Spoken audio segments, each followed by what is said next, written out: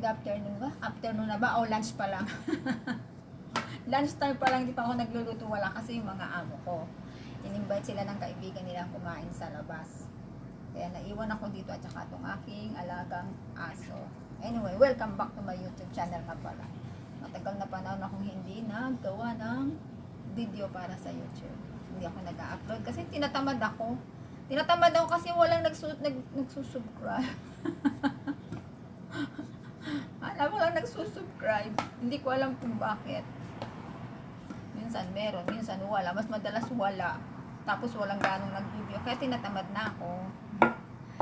Pero dahil wala akong magawa ngayon, kaya gumawa ako ng video.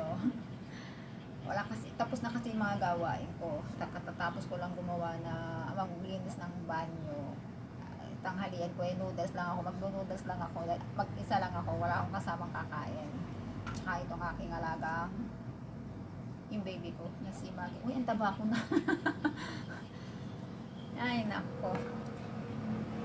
Alam niyo ang buhay namin mga OFW kapag wala yung mga amo, nakakapahinga kami ng kaunti. Kahit sampang lugar, kahit sa iba-ibang lugar pa, ganyan talaga ang buhay ng OFW. Akala nila masarap. Hindi nila alam na mahirap, na masarap. Pero kahit paano naman, kaya din naman namin. Yung iba hindi kaya, pero yung iba kaya naman.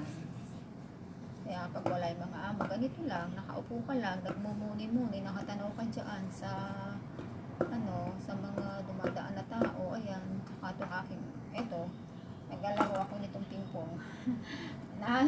Pag nakakakita ko ito, naalala ko nung bata ako. Araw ng Pasko, yung aginaldo ko, yung pinaka-aginaldo ko, binili ko nito. Binili ko nitong pampingpong. Kaya pag nakakakita ako nito, hindi ko maiwasang hindi mangiti kasi, ayan o, tsaka yung, alam nyo ba yung dal na maliit na ganoon? Yun, pinili ko noong ganoon, tsaka ito. Kaya pag nakakakita ako nitong pingpong na laro, ganito, natutuwa ako, ayan o.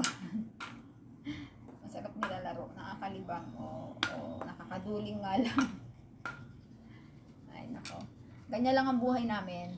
Pero pag nandiyan ang mga amo, tatayo ka na, siyempre, magkikilos ka na, gawa ka na ng kahit anong trabaho. Maghahanap na ng tatrabahuin mo. Ganun lang naman. Masaya na mahirap. Akala nila masarap ang buhay ng OFW. Hindi po. Mahirap kung kumita ng pera sa ibang bansa. Lalo na yung nag-aalaga ka ng matandang may sakit. Yung bedridden.